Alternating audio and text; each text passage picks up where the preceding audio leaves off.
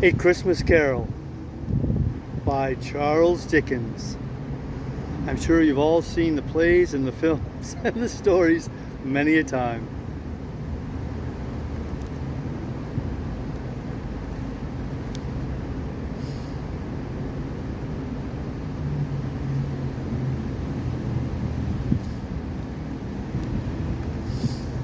Stave 1, Marley's Ghost. Marley was dead to begin with. There is no doubt whatever about that.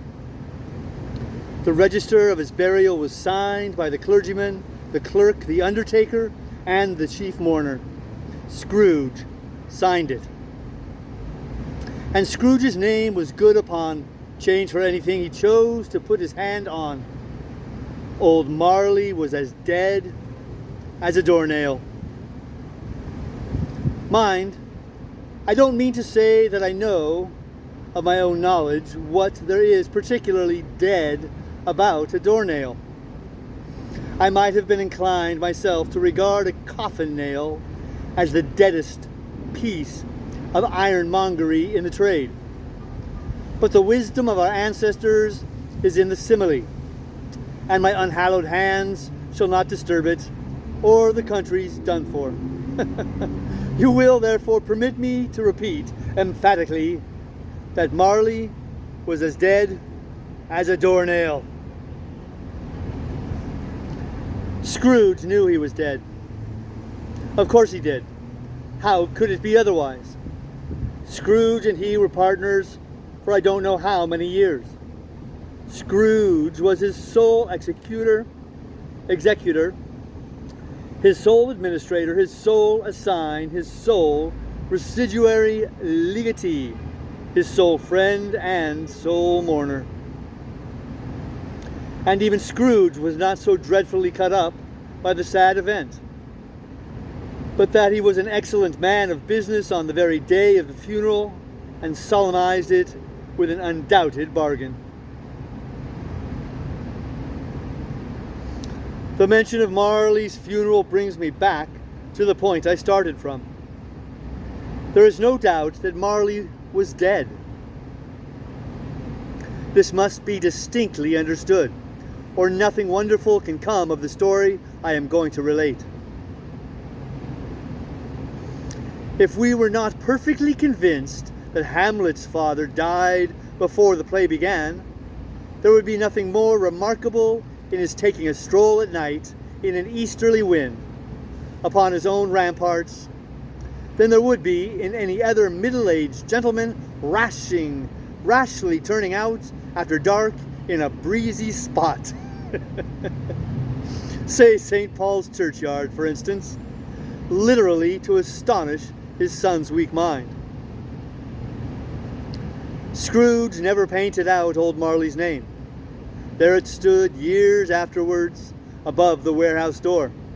Scrooge and Marley. The firm was known as Scrooge and Marley. Sometimes people knew it to the business called Scrooge, and sometimes Marley. But he answered to both names. It was all the same to him. Oh, but he was a tight-fisted hand at the grindstone, Scrooge. A squeezing, wrenching, grasping, scraping, clutching, covetous old sinner. Hard and sharp as flint, from which no steel had ever struck out generous fire. Secret and self-contained and solitary as an oyster. The cold within him froze his old features, nipped his pointed nose, shriveled his cheek, stiffened his gait, made his eyes red. His thin lips blew and spoke out shrewdly in his grating voice. A frosty rime was on his head, and on his eyebrows and his wiry chin. He carried his own low temperature always about with him. He iced his office in the dog days and didn't thaw it 1 degree at Christmas. External heat and cold had little influence on Scrooge. No warmth could warm, no wintry weather chill him. No wind that blew was bitterer than he. No falling snow was more intent upon its purpose. No pelting rain less open to entreaty. Foul weather didn't know where to have him. The heaviest rain and snow and hail and sleet could boast of the advantage over him in only one respect. They often came down handsomely, and Scrooge never did. Nobody ever stopped him in the street to say, with gladsome looks, "My dear Scrooge, how are you? When will you come to see me?" No beggars implored him to bestow a trifle. No children asked him what it was o'clock. No man or woman ever once in all his life inquired the way to such and such a place of Scrooge. Even the blind men's dogs appeared to know him, and when they saw him coming on, would tug their owners into doorways and up courts, and then would wag their tails as though they said, "No eye at all is better than an evil eye, dark master." But what did Scrooge care? It was the very thing he liked, to edge his way along the crowded paths of life, warning all human sympathy to keep its distance. Was what the knowing ones call nuts to Scrooge. Once upon a time, of all the good days in the year, on Christmas Eve, old Scrooge sat busy in his counting house. It was cold, bleak, biting weather, foggy withal, and he could hear the people in the court outside go wheezing up and down, beating their hands upon their breasts and stamping their feet upon the pavement stones to warm them. The city clocks had only just gone 3, but it was quite dark already. It had not been light all day, and candles were flaring in the windows of the neighboring offices like ruddy smears upon the palpable brown air. The fog came pouring in at every chink and keyhole, and was so dense without that, although the court was of the narrowest, the houses opposite were mere phantoms. To see the dingy cloud come drooping down, obscuring everything, one might have thought that nature lived hard by and was brewing on a large scale. The door of Scrooge's counting house was open, that he might keep his eye upon his clerk, who was in a dismal little cell beyond, a sort of tank, copying letters. Scrooge had a very small fire, but the clerk's fire was so very much smaller that it looked like one coal. But he couldn't replenish it, for Scrooge kept the coal box in his own room, and so surely as the clerk came in with the shovel, the master predicted that it would be necessary for them to part. Wherefore the clerk put on his white comforter and tried to warm himself at the candle, in which effort, not being a man of strong imagination, he failed. "A Merry Christmas, Uncle! God save you!" cried a cheerful voice. It was the voice of Scrooge's nephew, who came upon him so quickly that this was the first intimation he had of his approach. "Bah!" said Scrooge. "Humbug!" He had so heated himself with rapid walking in the fog and frost, this nephew of Scrooge's, that he was all in a glow. His face was ruddy and handsome, his eyes sparkled, and his breath smoked again.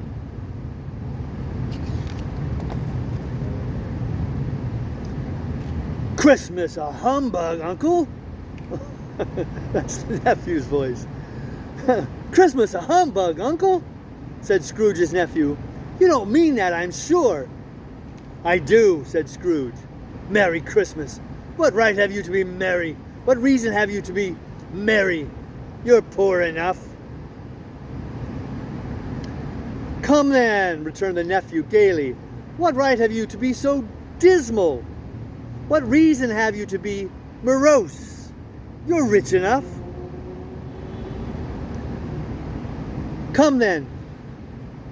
Scrooge, having no better answer ready on the spur of the moment, said, Bah!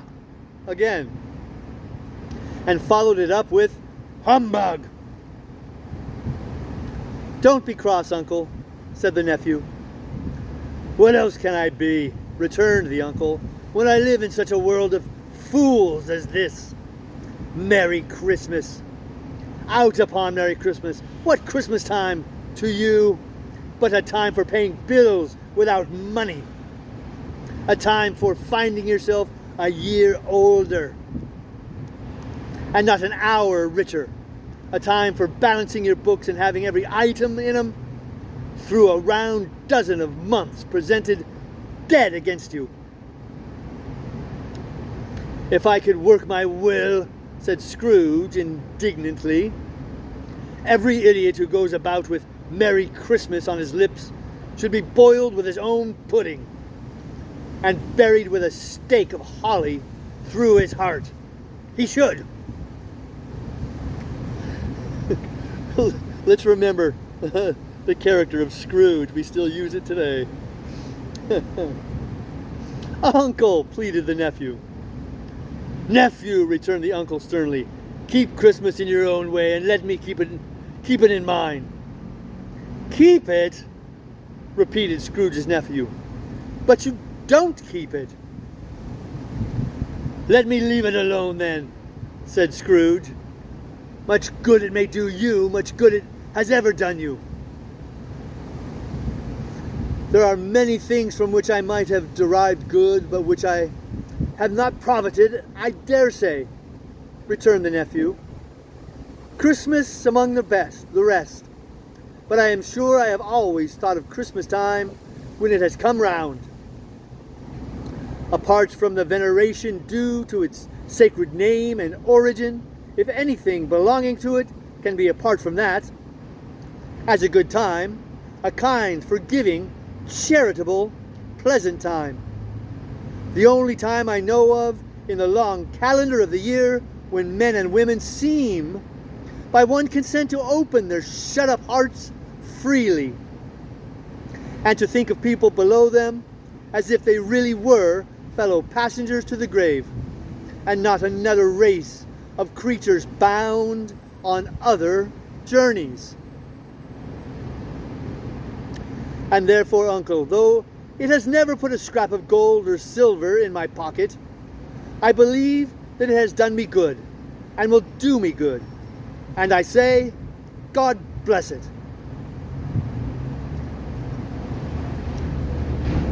The clerk in the tank involuntarily applauded,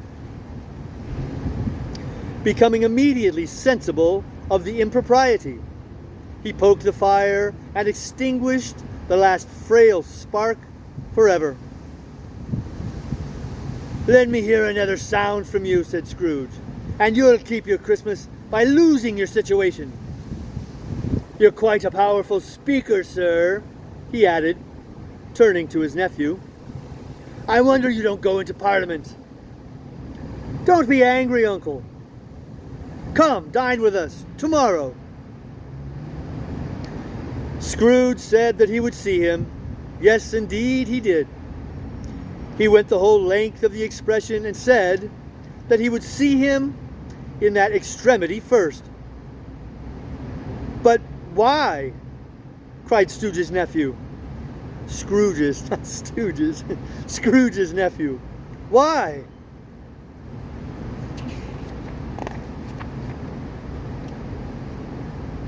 Why did you get married? Said Scrooge. Because I fell in love. Because you fell in love, growled Scrooge, as if that were the only thing in the world more ridiculous than a Merry Christmas. "Good afternoon." "Nay, uncle, but you never came to see me before that happened. Why give it as a reason for not coming now?" "Good afternoon," said Scrooge. "I want nothing from you. I ask nothing of you. Why cannot we be friends?" "Good afternoon," said Scrooge. "I am sorry with all my heart to find you so resolute. We have never had any quarrel to which I have been a party, but I have made the trial in homage to Christmas, and I'll keep my Christmas humor to the last. So, a Merry Christmas, Uncle." "Good afternoon," said Scrooge. "And a Happy New Year." "Good afternoon," said Scrooge. His nephew left the room with an angry word notwithstanding. He stopped at the outer door to bestow the greetings of the season on the clerk, who, cold as he was warmer than Scrooge, for he returned them cordially. "There's another fellow," muttered Scrooge, who overheard him. "My clerk, with 15 shillings a week and a wife and a family, talking about a Merry Christmas. I'll retire to Bedlam." This lunatic, in letting Scrooge's nephew out, had let 2 other people in. They were portly gentlemen, pleasant to behold, and now stood with their hats off in Scrooge's office. They had books and papers in their hands and bowed to him. "Scrooge and Marley's, I believe," said one of the gentlemen, referring to his list. "Have I the pleasure of addressing Mr. Scrooge or Mr. Marley?" "Mr. Marley has been dead these 7 years," Scrooge replied. "He died 7 years ago, this very night." "We have no doubt his liberality is well represented by his surviving partner," said the gentleman, presenting his credentials. It certainly was, for they had been 2 kindred spirits. At the ominous word liberality, Scrooge frowned and shook his head and handed the credentials back. "At this festive season of the year, Mr. Scrooge," said the gentleman, taking up a pen, "it is more than usually desirable that we should make some slight provision for the poor and destitute who suffer greatly at the present time. Many thousands are in want of common necessities. Hundreds of thousands are in want of common comforts, sir." "And are there no prisons?" asked Scrooge. "Plenty of prisons," said the gentleman, laying down the pen again. "And the union workhouses?" demanded Scrooge. "Are they still in operation?" "They are, still," returned the gentleman. I wish I could say they were not." "The treadmill and the poor law are in full vigor, then?" said Scrooge. "Both very busy, sir." "Oh, I was afraid from what you said at first that something had occurred to stop them in their useful course," said Scrooge. "I am very glad to hear it." "Under the impression that they scarcely furnish Christian cheer of mind or body to the multitude," returned the gentleman, "a few of us are endeavoring to raise a fund to buy the poor some meat and drink and means of warmth. We choose this time because it is a time of all others when want is keenly felt, and abundance rejoices. What shall I put you down for? Nothing, Scrooge replied.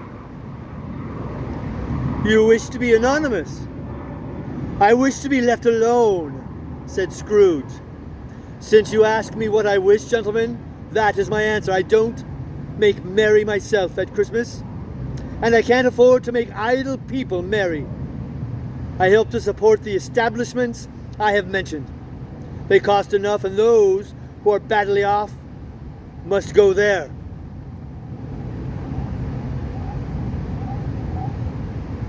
And as it's starting to rain, I am going to pause there. See you soon.